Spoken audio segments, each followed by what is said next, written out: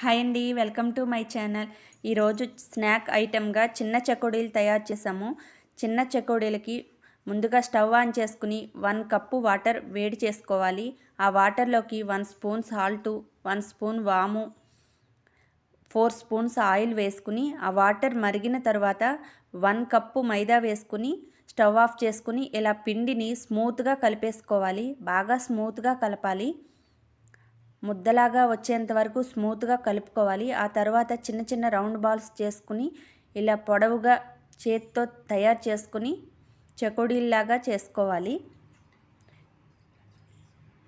ఇలా రౌండ్గా చుట్టుకోవాలి. ఇలా పొడవుగా చేసిన వాటిని రౌండ్గా చిన్న చిన్న పీసులు తీసుకుని రౌండ్గా చేసుకుని చెకోడీల్లా చేసుకోవాలి. రెడీ అయ్యాయండి. డీప్ ఫ్రై చేసుకుందాము. ఆయిల్ వేడైన తర్వాత ఇవి డీప్ ఫ్రై చేసుకోవాలి. అంతేనండి, మన చిన్న చిన్న చెకోడీలు రెడీ అయిపోయాయి. ఎంతో ఇష్టంగా చిన్నవాళ్ళు పెద్దవాళ్ళు కూడా తినవచ్చు. ఓకేనండి, బాయ్ అండి.